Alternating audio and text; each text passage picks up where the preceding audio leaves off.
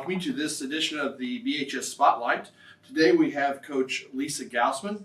Coach Gausman coaches both our boys and girls cross-country teams. Welcome, Lisa. Thank you for having me. Let's get started. Let's talk just a little bit about your coaching background and how you've got to this point at Batesville High School. Okay. So wasn't a cross-country coach to start out with. I actually was an assistant athletic trainer, and I was training for a marathon. So I was training for a little girl who had leukemia. So I was with the Leukemia Society. I'm not going to tell you the year, but a while ago. And that's how I really started. I loved running, and I started running more distance in college. And then I decided to do this as a challenge for myself. And I asked the cross-country coach at the time at Lawrence North, where I started teaching at, if every once in a while I could run with the cross-country team and do some of their speed workouts, because I didn't really know all of that much. And so she let me, and then the rest is kind of history. Right? So she came up to me after a little bit later. She goes, "Hey, I kind of want to retire, And she talked to me quite a bit, and that's how I got into coaching cross-country. Right, so I started out at Lawrence North, and then we moved here in 2006 and kept it rolling. And you've kept rolling since. So yeah. Let's talk a little bit about the recent history, because as you've started coaching at Batesville High School, you've really done a very nice job building the program from middle school on up, essentially, and we've been quite successful. What has led our program to be one of the top programs that I would say in southeastern Indiana and really this portion of the state? Well, I think I took a lot of things from Lawrence North when I started coaching there. Being a bigger school and being a 5A school, and you are required. I mean, it's almost a demand. If you want to keep coaching, they want you're at your highest level of success, which you'd want that in any program, but and I wanted to keep coaching, and I loved it. And so I took a lot of things from there. I am always learning, so I go to all the, clinics that are available, anything that's online. And, and then I became a runner myself earlier, even though I didn't run in high school. And I just felt like I took all of that in and just kind of developed things that way. And I had a lot of success at Lawrence North. And so when we moved back here, I was able to kind of bring that stuff back. Leo and Mac before me, they were great coaches. Ron Raver, all great coaches. So just kind of marrying, I guess, everything together. When I first moved back, I started at the middle school because there was an opening there.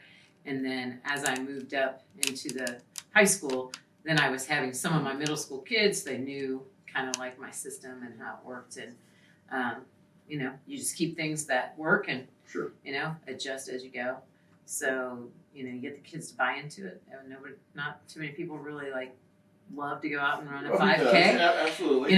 So you try to make it fun and instill that, that desire to be successful and, let them see beyond just our little area and where running can take you. One of the things I've been most impressed, I think, with your program, especially, is we have a very differentiate, I guess, a different level of runners. Yeah. You have some top flight runners that we've had that have gone through our program, but you've also got a lot of student athletes who are just beginning the process and learning.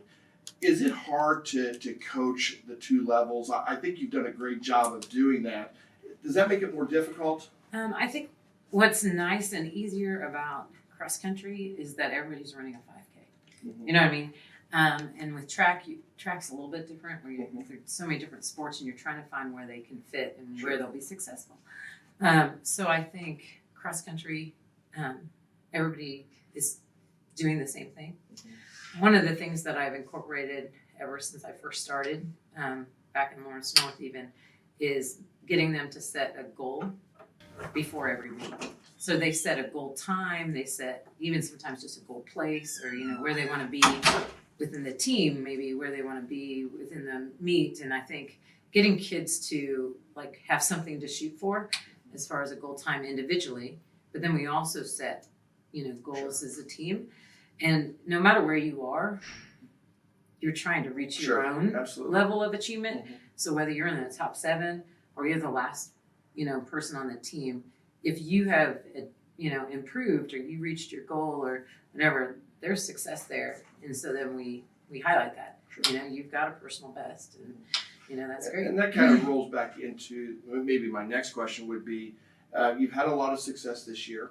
And a lot of times that's individual success. Mhm. It doesn't, you obviously want team success. Cross country is one of those sports that's a team sport and an individual sport. Tell us just briefly a little bit about some of the successes on the boys' side and also some of your successes on the girls' side, because I know you got a big meet coming up. Yep. So you're hitting your tournament series. Yep. So just give us a quick on some of your highlights of the boys' season, girls' season, and what's next. Yeah. So boys this year, we're a little lower in numbers, right? So we only have 9, and that can be challenging, right? Trying to keep everybody healthy. You really have to, count on everyone to run well. If someone doesn't run well, you don't have a whole lot to move up into that slot to, fill it in. So I've been really pleased with them, right? We haven't won anything this year as far as getting a championship trophy or anything on the boys' side. However, their improvements are there. Sure. Right? Teams around us have gotten better too, and but I feel good. I mean, I feel good about where we're headed. In fact, at the beginning of the year, our spread. So if you know anything about cross country, so when you're trying to get your 1 to 5 to come in, close to each other, but not like because one's slowing down, right? But everybody's getting faster. So our spread between our 1 and our 5 was about 2 minutes and 30 seconds. And we've dropped that over we've dropped it a minute. So now it's about 1 minute and 30 seconds. Awesome. Right? It's really good to be within, Mm-hmm. right? So we're really looking forward to, at least this weekend for sectionals. So. And the girls have been a little bit different. You have had some team success with the girls, so I'm sure that you're balancing some individual performances, but also keeping those team goals. Right. Thoughts on the girls' team? Right. So unlike the boys, where last year our top 4 boys were seniors, so we lost our top 4. The girls, we did lose some seniors, but not all in the top. Right. So that helped, and we had some other ones add in.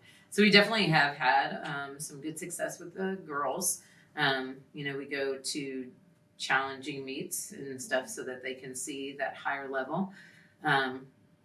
But we had one county, right? And we just won the Greensburg Invitational. We got second in a lot of meets just to East Central. Sure. So the East Central girls are really strong this year.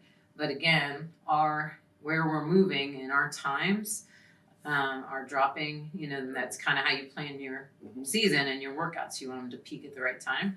So that we're hoping that, we are peaking a little bit earlier than, or, not earlier, but a little bit more than the other teams, because we are kind of getting ourselves closer to East Central. Good.